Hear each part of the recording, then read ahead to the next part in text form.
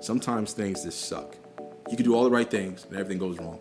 But what's going to make you stronger is how you respond. You know, is whether you're going to give up or whether you're going to get back up and keep moving on.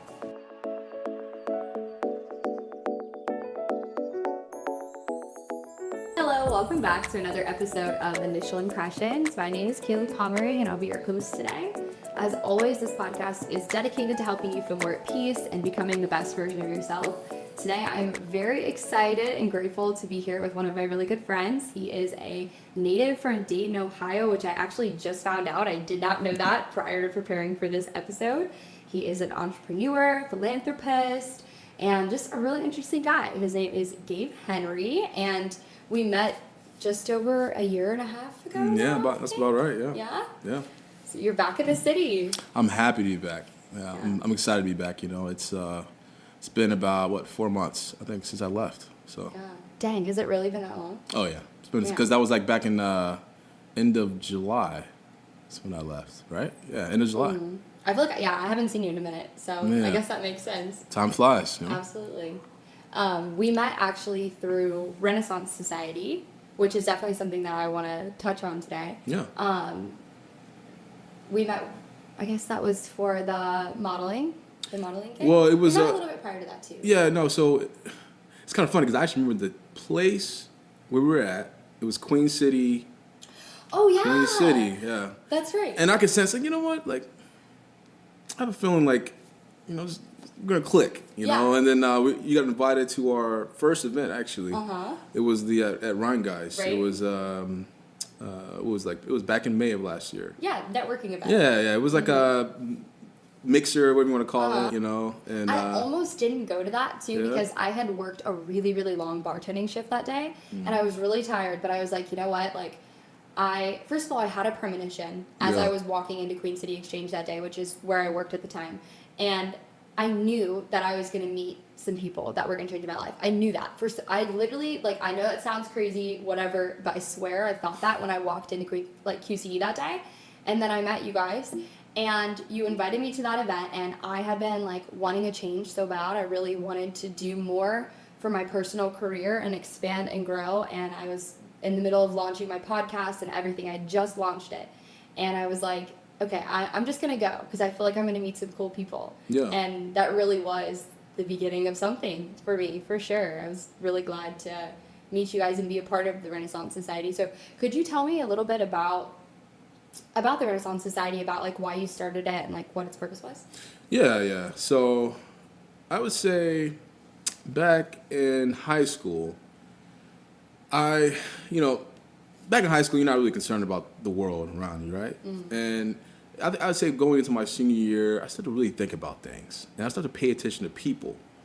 And what I've noticed is, like, man, we're getting further and further away from having genuine human connection. Mm-hmm. You know, I feel like humanity was just kind of going by the wayside. You know, nobody looks at each other in the eye anymore. Yeah. People are just constantly on their phones.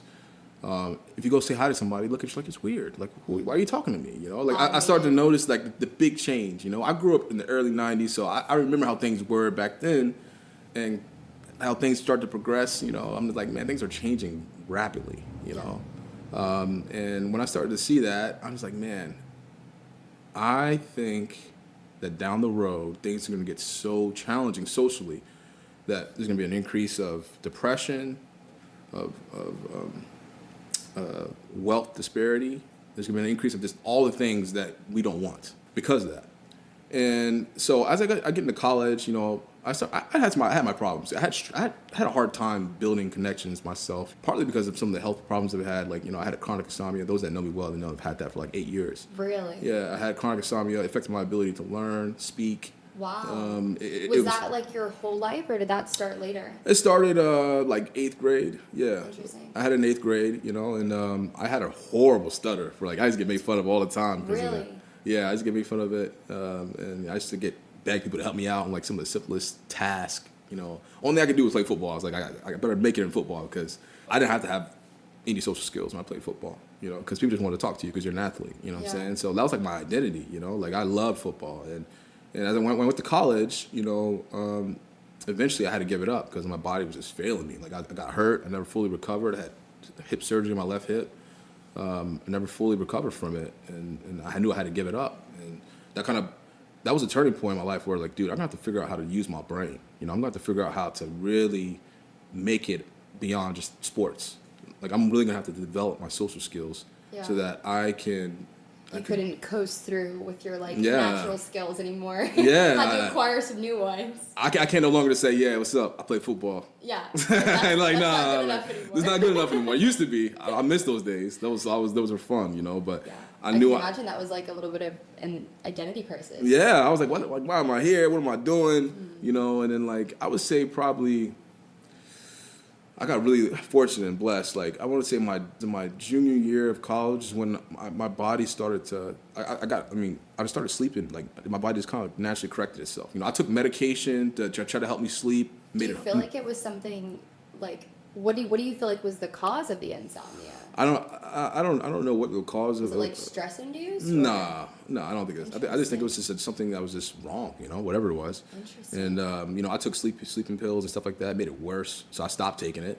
Damn. And then I started to pay attention to, like, my diet, and I started to pay attention to every little thing, like, you know. But I call those 8 years that I've had insomnia like a blessing and a curse, because it was a curse. It sucked, but it was a blessing because a lot of these ideas that I have now spurred from those times. Interesting. Your brain didn't because I was just thinking, like, everything, like, working overtime. yeah, I was like, why am I here? Like, why did this person act this way? I start questioning everything, the behavior of people. Like, why did they move this? Why did their eye look this way when I said that?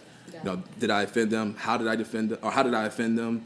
You know, what are the patterns that I'm starting to notice when people communicate, and if that affect others' emotions, and others may not realize it? I start thinking about all those things. Yeah. You know, and that, I think, really has helped me a lot, actually. I really do. And that was like during a time period where like you were kind of struggling in your communication with other people. You were just kind of like in this state of observing and thinking nonstop. Yeah. Just nonstop thinking. I couldn't focus. Overthinking. Yeah. I was That's questioning. crazy.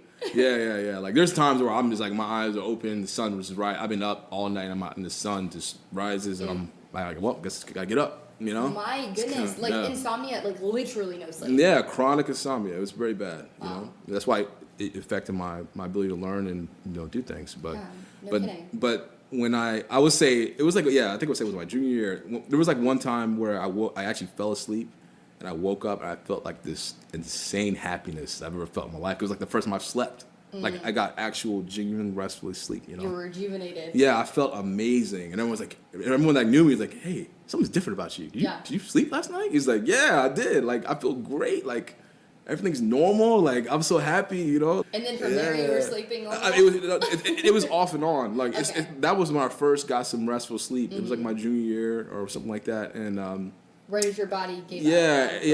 and like, wait, what was the question? Like right as your body gave up on football. You started. It took. I would say. online? I would say about maybe about a year and a half to 2 years. It was when after I gave up football is when I started to feel like a lot better. Actually, maybe it was football. I don't know. Maybe that's what it was. Maybe it was all the hits to the your heads. body was overactive. Yeah, and maybe it was- our conditioning was pretty crazy. I'm Yeah. not gonna lie. We used to condition like crazy back in Maybe that was it. back in high school. Well, I had it before then, but like I had it a year before I went to high school. But yeah, we used to run like crazy. Like, I'm talking like we can condition sometimes for like 3 or 4 hours. That's you know? insane. Yeah, like, but that was a blessing and a curse. It was a curse because it sucked, but it was a blessing because it kind of just make you more resilient. You know, when you work out, you can feel a little uncomfortability, but you don't quit. You know, so. And that principle can apply to literally so many areas of your life where most people would quit, and you know you have it in you to like go a little longer, push a little harder. You know, Absolutely. That's really cool. Yeah. So, this dream for the society that all started long time ago. Oh, yeah. You know, sorry. Yeah, I got off track. So No, let me it's get okay. that. It happens. Yeah. Yeah. So, well, that's where it stemmed from in Yeah. terms of I started to notice changes in like people, like it's hard to make new connections and all the things. And then I get to college, and then I'm like, man, I wish there was something, you know, I could do to bring people together. People that are like-minded. You know, people that want to make the world a better place, leave it better than they found it. And I'm like, how can I do that? You know, and the things I've thought about is like, okay, well, what makes people happy? People want to be loved. People want to have purpose, and people want to feel like they're doing something that will give them, you know, a legacy. You know, something that's meaningful. You know, like when they close their eyes, take their last breath, then like, hey, I know I left this place better than I found it. And I know that these group of people or whoever organization that I've helped, they're going to remember that. And they're going to tell that story, and they're going to hopefully help somebody else, you know. Yeah. So, like, those are the things I thought about. I'm like, okay, well, how can I, you know, create something or collaborate with somebody to make this, you know, come to life, you know? Because after college, it's really hard to find, it's even harder to find new connections and friends. Yeah. Only way you're really going to do it is through work. And outside of that, I mean, good luck. Go find a dating app and see how that works out for you. Yeah. You know? And, oh, you're going to ask something. I was just going to say, definitely socializing can be hard, especially like when a lot of the everyday things that most people in our age are like encouraged to do aren't really producing those types of like stimulating conversations. Like going out and everything can be fun, but it's not, you don't usually get the same like level of connections or get an opportunity to have like a real conversation. It's like, it seems like people are so automated, or they're just literally, like you said, not even talking at all. So it's just, that's the one thing I did notice about the society immediately was like, oh, we're like having real conversations. Like, and I loved that. Like, I loved having the real conversations, and just people actually wanting to collaborate, like actually wanting to make something. So I think that was like a really beautiful outcome out of it. Yeah, absolutely. And that's when I really started to think of, okay, well, I need to create something like a society. You know, what makes up society? People, things, beliefs, behaviors, all those things, you know? And so I'm like, okay, well, if I'm making a society, how do I want people to, like, what are the kind of people I'm looking for? What are the kind of people that I want to represent the society? And I'm looking for people that are, you know, that are creative, people that like to help people that are like entrepreneurial or inspired to just do something bigger than themselves, and people that understand that, hey, we're only here for a limited time, you know, we're not perfect, that's okay, you know, let's do the best, let's do the best we can and try to be the best version of ourselves. And so that's how Renaissance Society was born, and that's how the mission statement was born, is to drive creativity, prosperity, and the advancement of the human condition. So that's how it happened. Yeah, I definitely feel like it's been on the track to do that, for sure. Yeah. I feel like a lot of honestly, there are untold effects, for real, of the society on how that benefited my business and like my expansion, and just gave me opportunities to put in the work and actually connect with people where I can see some amazing results come out of it. And it's definitely been a privilege that it worked out that way. Some of my best friends have come from that, so it's a beautiful thing. Something you thought of when you were in high school definitely impacted like a lot of people. That's really cool. Yeah, I'll say it started in high school. I thought of it in college. Okay. Yeah, it's the vision of it is it was incubating. And then and then college was like when it really came out. I was like, yeah, this is what I'm gonna do. But I'm not ready yet because I have no money. So I'm going to wait, and I don't know anybody. So let me just figure out my social skills first and figure out life. And this is actually a good transition, you know. I'm just telling you a little bit about, you know, my background. So like you said earlier, I grew up in Dayton, Ohio, but I moved around a little bit, you know. Went to the University of Kentucky, studied kinesiology, exercise science. I thought I wanted to be a doctor, but when I saw how much more student loans that I had to add in addition to already had out, I said, yeah, I'm not doing that. Did you know we had that in common? Really? I was a biomed major. I also wanted to be a doctor. Yeah. I didn't know that. No. Actually, every time we talk, I'm always thinking, me and Gabe actually have a lot in common. Yeah. What we want to do, what we want to create, how we want to impact the world, some of our background even. So it's funny. And then also, I find out you were an audio engineer today, which also convenient timing considering I was having technical difficulties before this. But when did you have time to become an audio engineer? When did that happen? Well, I would say audio engineering is like a subset of really what I'm actually an artist, but I had to do all those things to figure out, you know, not how to spend thousands of dollars, which I ended up doing anyways, because recording music, I was like, I'm freaking broke, you know, like, so then I was like, how can I just not do this again? So I started doing music since I was like, 7 or 8 years old. Yeah, that was another like hidden part of you. You're like one of those people who like you don't really have all the cards out all the time. So like I had known you for like months before I knew that you made music. Somebody was like, "Oh yeah, he's on this track," and I was like, "Huh? What?" And I was like, "Wait, that's actually really good." I was like, "Wait, hold up, he's got an accent now." Yeah. Oh, that track recorded in South Africa. Yeah, that's funny. Good though. It was good though. I was like, okay. I was just making it for fun. I just make music for fun now. I used to take it very serious, you know. Like I used to travel to Cali a lot, record. Really? Yeah, like I have some friends that are still very much into, you know, the music stuff. And I actually made a song for a commercial. Actually, you know, Giovanni Fashions. Yes. I actually produced a little small snippet of track for them. Like, okay. Yeah, there's like I think the commercial's still somewhere on YouTube. Actually, I think I'll have to go find it. Yeah. Yeah. Yeah. So I've done that, and then. Yeah, I mean, I've always liked music. Classical music actually was my first love. That's my first music I've learned, you know. I love classical music. Yeah, so that's a little bit about my interests. And well, one thing I will say too, in addition to music, is I love to travel.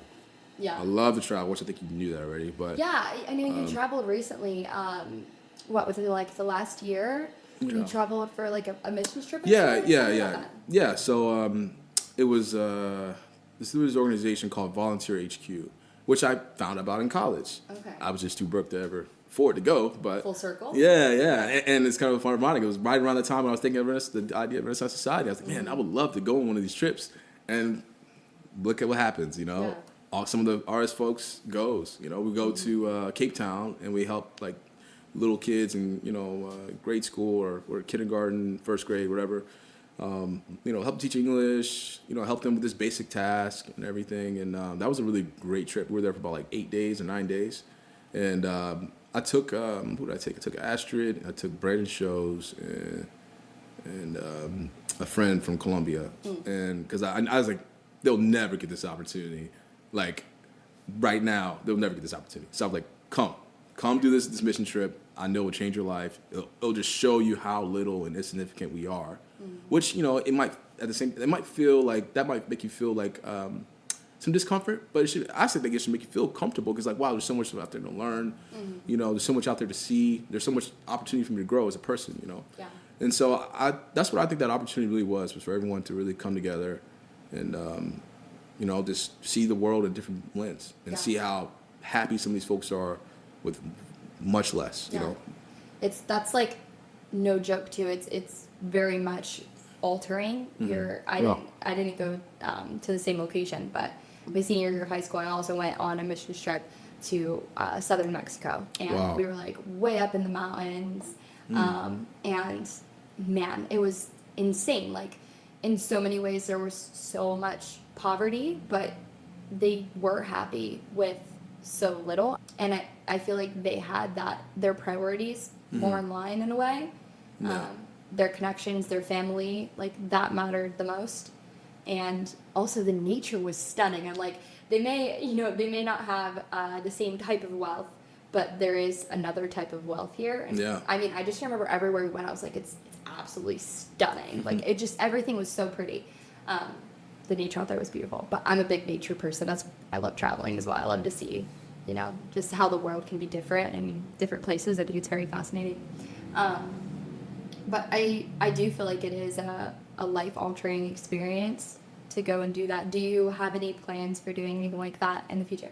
Oh, absolutely. Like my goal is to like, you know, take more people to different mission trips. Like I would love to come. Yeah, absolutely. We'd be happy to have you. Yeah. I haven't gone in a long time. Yeah. Like I do want to go back to Cape Town actually next year if the opportunity presents itself. And there's a lot of different things going on that might, you know, influence that. But if not next year, definitely the year after that. I want to make sure that I take as many people as I can with me, you know, to come. And we got connections there now, so we can just hit the people up and let them know we're coming, and they'll take care of us. Yeah, much better when you're going to another country to have connections. Yeah. It's a little bit scarier to go when you don't know anyone. I will say this, though.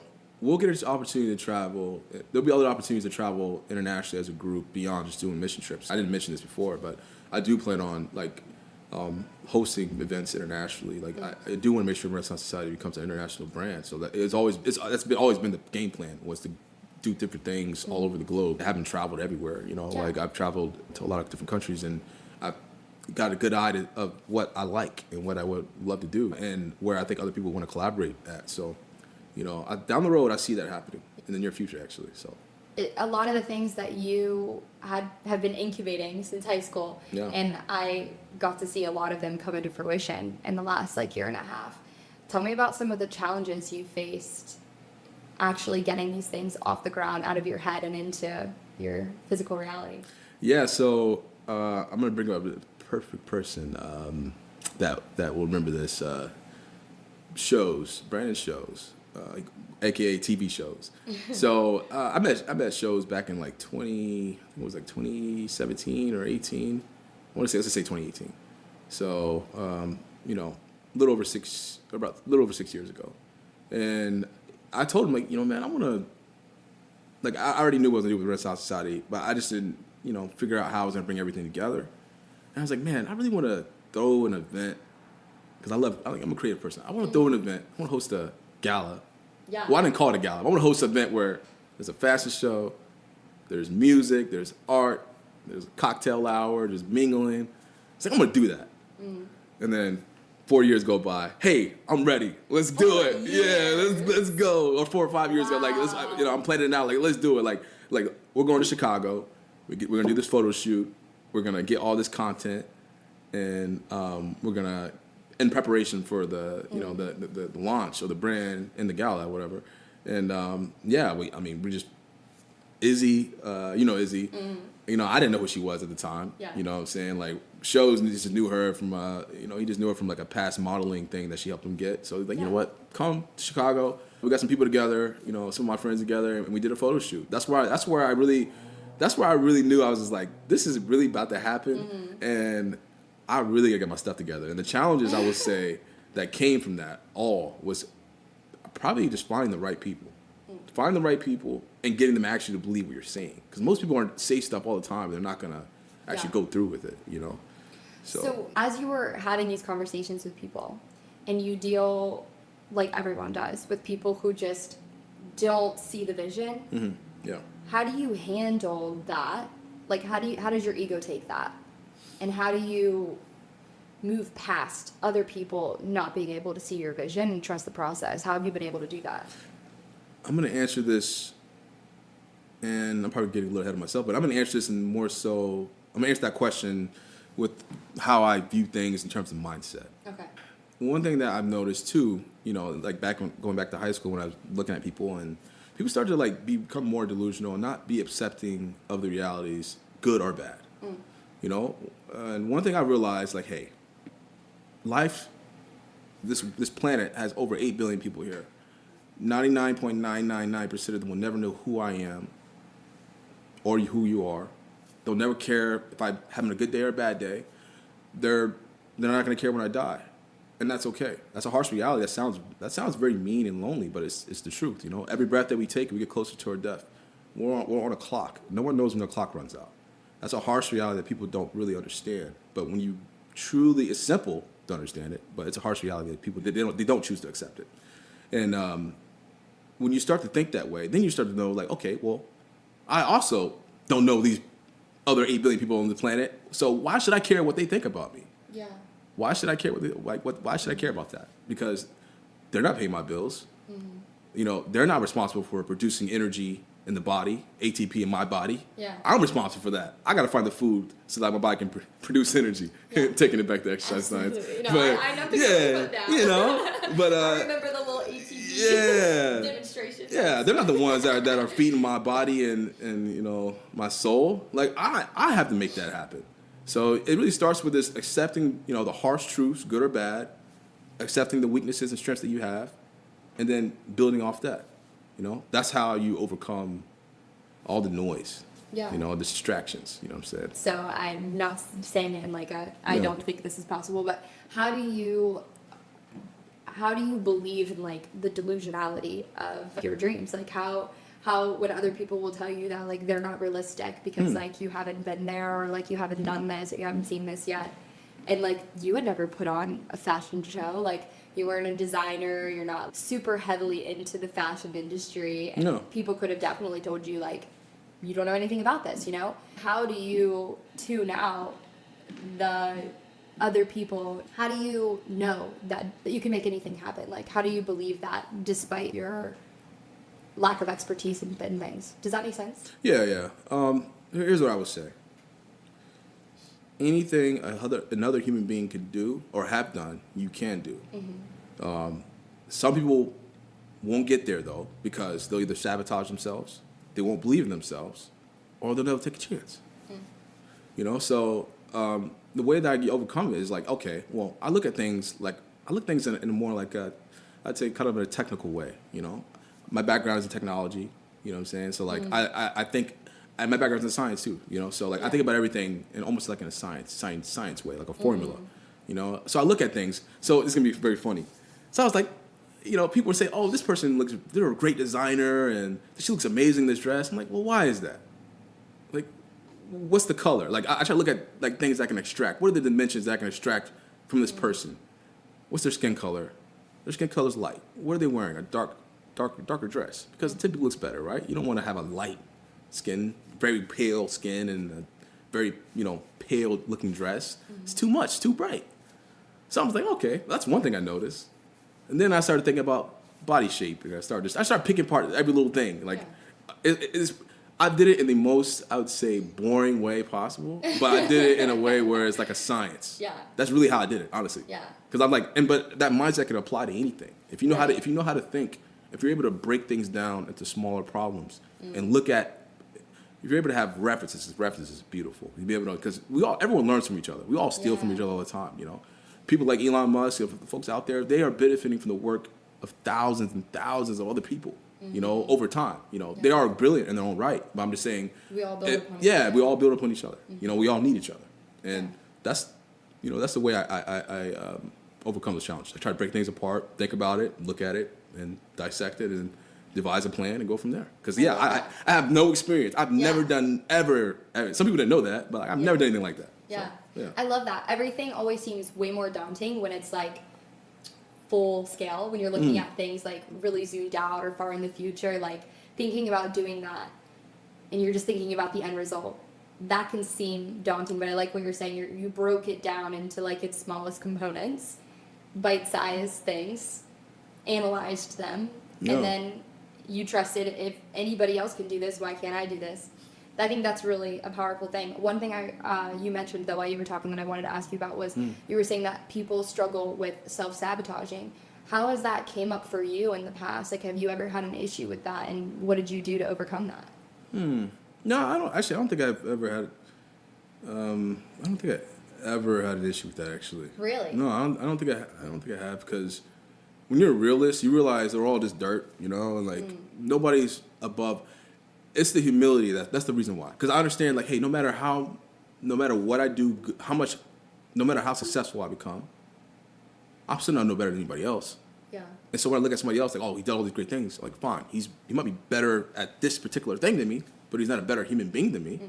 I'm not a better human being than anyone, whether it's a homeless person or some, insanely rich billionaire, like, we're all the same, Okay. That's why I say we're all the same, because at the end of the day, we pay taxes, we die, and life goes on. Yeah. That's simple. Yeah. Essentially, like, if I'm hearing you correct, like, we're all worth the same, so why would I sabotage myself from doing what I feel like I'm supposed to do? Yeah, it is. Like, why would I stop myself from trying to be the best version of myself, Like, I'm not going to be the best person out there in the world at what I do. There's always going to be somebody better. All I can do is try to be the best person I can be. If that happens to be the best person in the world at the time, great. Highly unlikely, but let's be real. But if that happens, awesome. But I'm not thinking about, I have to be better than every single person that's walked this planet Earth. That's not realistic. There's always going to be somebody better. Yeah. Always, because you know why? The person that comes after you is going to learn and see the mistakes you did. It's like, I'm not doing that. Okay, I'm going to build off that. I'm going to build off of I'm going to look at the data. I'm going to look at and see how I can improve. Yeah. So that's just the way I think about it. That's why I haven't really thought about self-sabotaging, because why do that? Yeah. That's awesome. I would not say that I have mastered that totally yet. Still working on that one. I think sometimes I think like you were saying, it's common for most people to struggle with self-sabotage because there's this sometimes there can be a worthiness component or like a fear of failure. Have you ever been like afraid of failure? Oh, everyone's been afraid of failure. Okay. Oh my God. Oh yeah. So- I'm human. I'm definitely been afraid of like, failure. I'm not freaking. Self-sabotage. Oh You yeah. have a Oh, fear of failure. absolutely. Okay. I mean, that's very I was gonna important. say, I was testing. I was like, I think you're Yeah. technological, but That's but you know, as they say, if you fail to plan, then you plan to fail. You know, that's something that's always stuck with me. You know, you have to break things down. You have to look at what's actually practical, not what you feel is practical. What's actually practical, you know? If you're saying to somebody, hey, I want to be a doctor in the next 15 years, great. That's realistic, you know? But if you're saying, hey, well, I want to be a doctor in the next 15 years, but I don't want to study. I don't want to go to med school. Don't want to take the prereqs. You're never going to be a doctor. That's not realistic, you know? Yeah. And I know it's a very oversimplification of it, Right, but but it's I'm just saying, yeah, like you have to actually come up with a practical plan, and you actually have to go through with it, you know? Okay. So do you feel like maybe then failure isn't quite as daunting because you're not really putting yourself in a position where you're expecting a success that's so far than like what's reachable? Does that make sense? yeah, it makes sense. At least like for the next steps. I don't know. I would say like here's the thing. Like I'm not trying to solve world hunger, which I would be nice if I could, but Yeah. like you know, a lot of this tasks that we have, they're so minute compared to the world problems that are out there, right there. You know. Yeah. Like so, if I'm thinking about I need to make sure that I crush my quota as a sales rep. Like back when I did sales, hardware sales at Hewlett Packard Enterprise. I'm thinking about it and I'm just like, hey, like I know I can fail, but let's be realistic. Life's gonna go on. I'm gonna be okay. Like Yeah. my heart's gonna still keep beating. Like it's not the Yeah. worst I'm not gonna drop dead if I miss my thing. But Yeah. all I can do is do my best. If I do my best and it doesn't work out, I'm okay. And here's one key thing that I want to make sure listeners remember. Sometimes things just suck. That's one important lesson I learned very early on in my life. Sometimes things just suck. And what I mean by that is sometimes everything's just gonna go wrong. You can do all the right things and everything goes wrong. But what's gonna make you stronger is how you respond. Is whether you're gonna give up or whether you're gonna get back up and keep moving on. Yeah. Yeah. Absolutely. Everything works out for a reason, Yeah. There's always a lesson in everything. Absolutely, yeah. So what would you say to anyone that has a dream, has something that they're working on, but they have a fear that it's going to fail? Well, I would say that they're human, just like me right now, so that's normal. Yeah. So you're always going to have some fear. Everyone has some degree of fear, But the way that you mitigate the degrees of fear is by understanding, okay, here are my strengths, here are my weaknesses, here are the sacrifices that I'm willing to make to improve on those weaknesses. And then here's what I think is feasible and realistic in regards to a plan to get to where I want to go, So I would say if you attack it from all those areas, I think that your fear is going to go down because the more prepared you are, the less scared you are. That's the way I see it. I like that. The more prepared you are, the less scared you are. That makes sense. That's the way I see it. Yeah, that makes sense. Yeah. So what's next for you? What's cooking?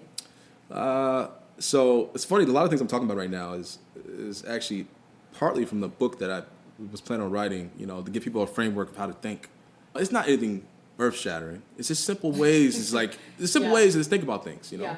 How to like control and regulate emotions. There's a quote that I say that I have actually is, "Don't let emotions can be an evil dictator if you do not regulate them."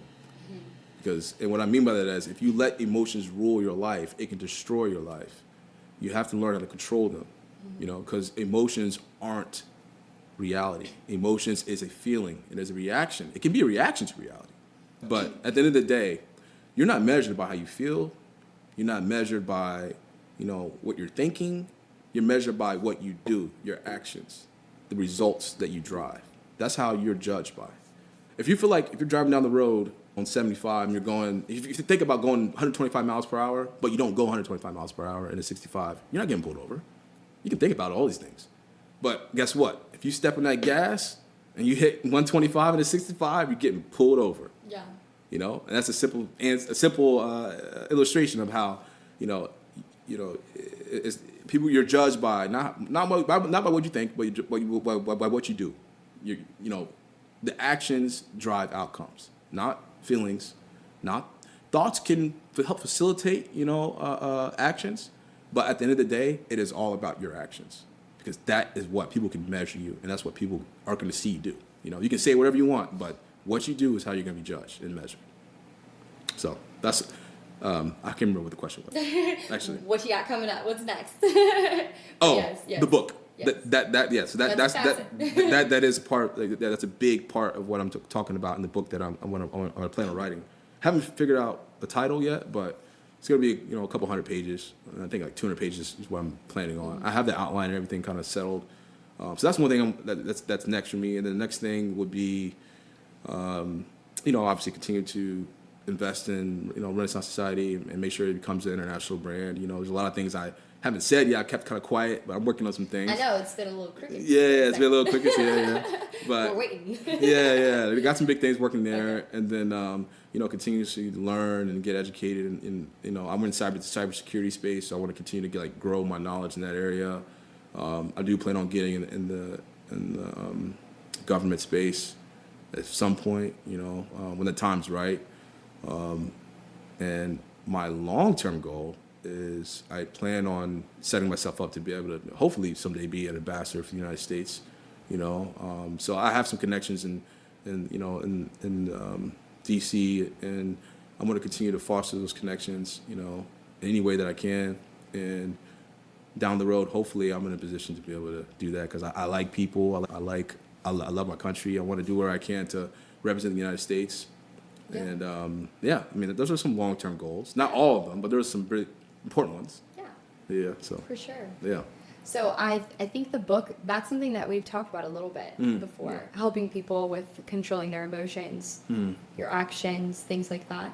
I feel like the connection between the action and the emotion, though, I can see it in the way that you're talking, how you take out a lot of what emotionally drives people to self-sabotage, things like that.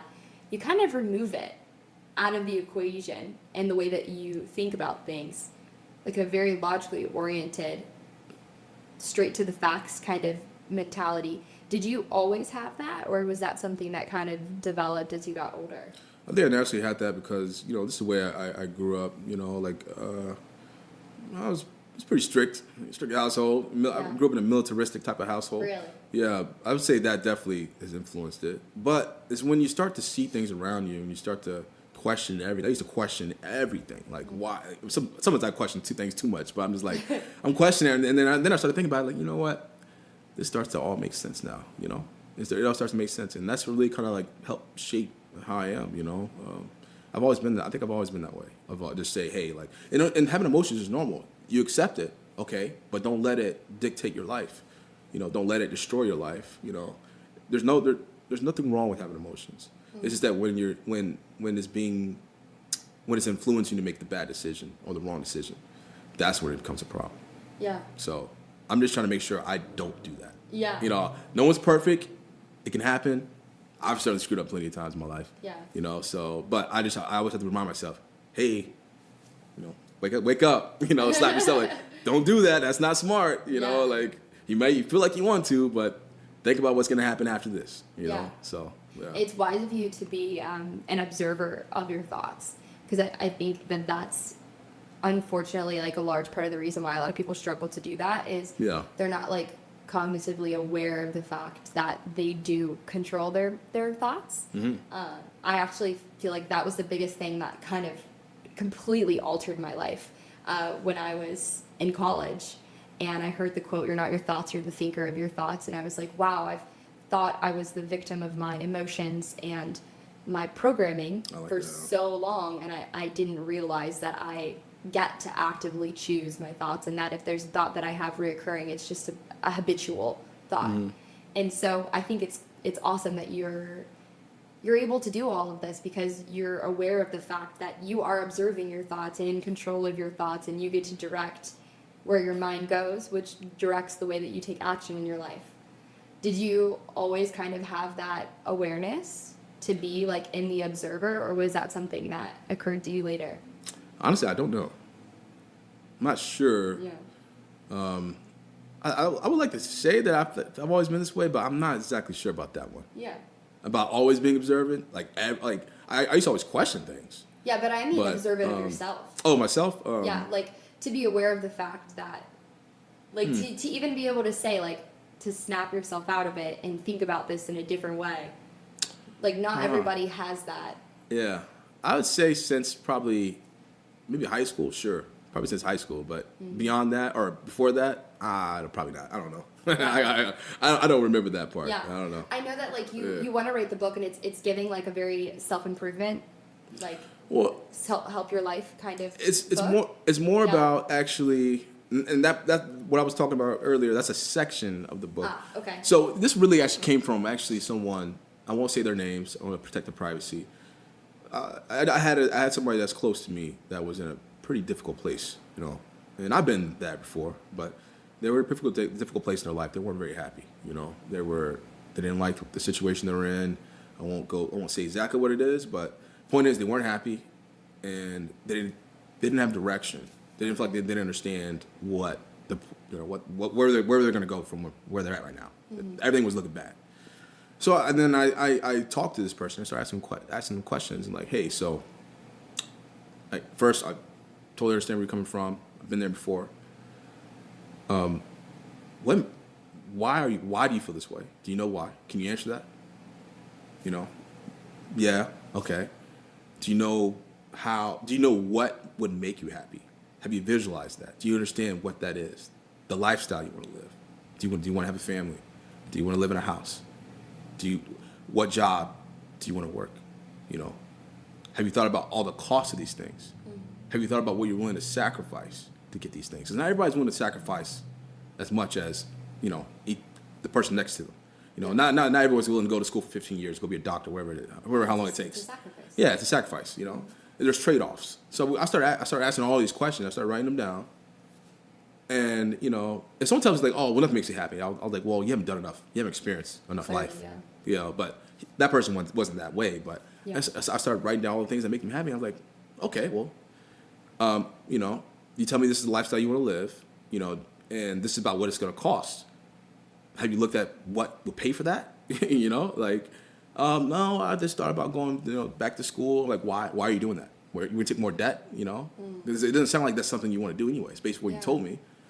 And you know, like, you know, I told this person, like, you know what, here's how, I know how you are because I know you well, this person well. And I'm like, you like to learn, you like to think, you know, there isn't a problem you can't solve.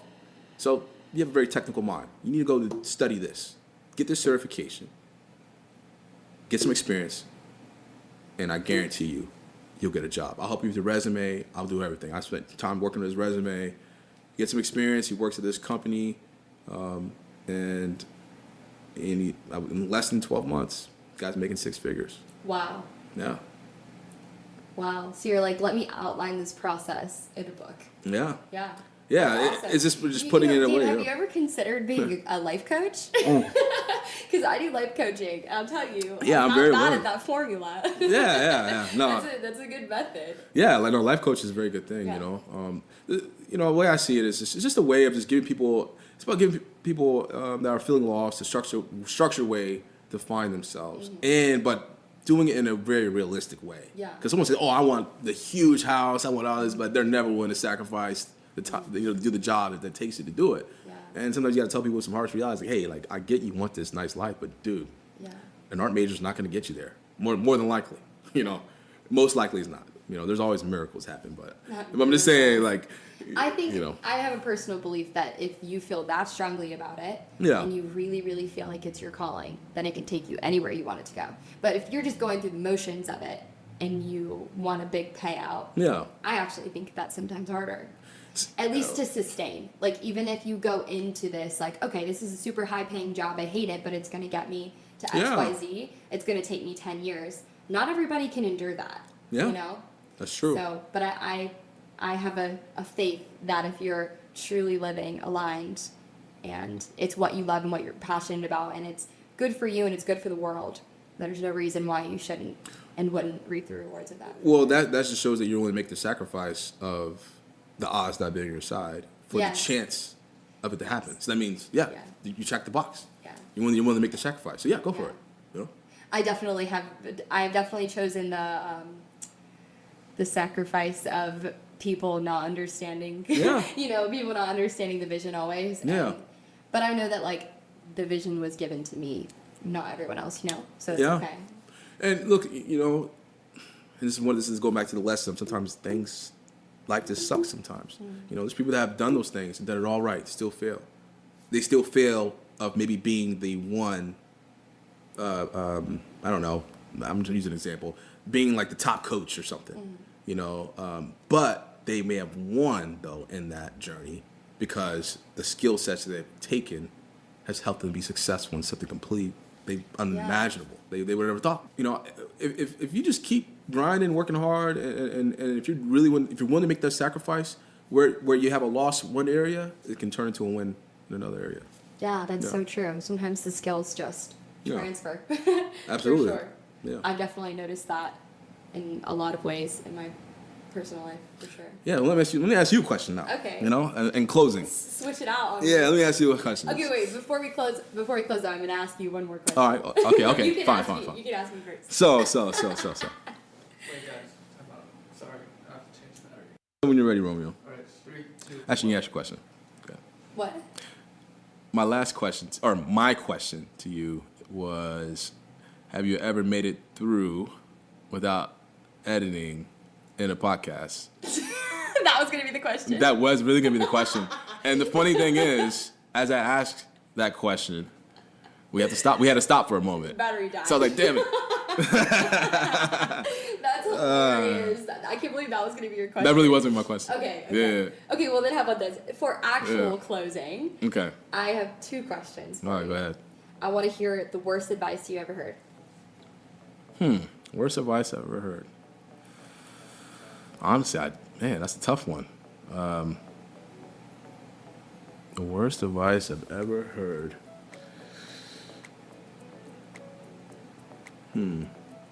Maybe just I would say stay complacent or stay happy where you're at.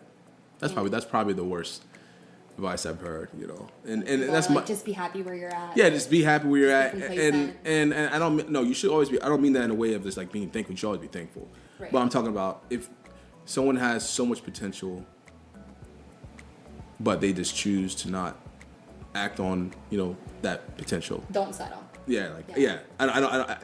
Basically, settling. That's the worst advice I've probably heard. Yeah. That makes sense. Okay. Second question. Yeah. Best advice you've ever heard. I'm gonna bring this one up, and I said it earlier. That's okay.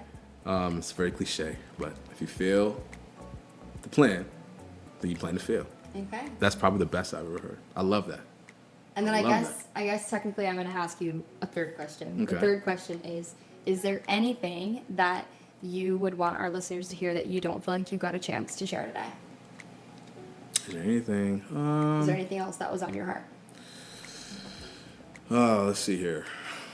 No, I think that's it. I was trying to think of something funny to say that I failed. You can laugh about the battery failure. So close to no edits necessary.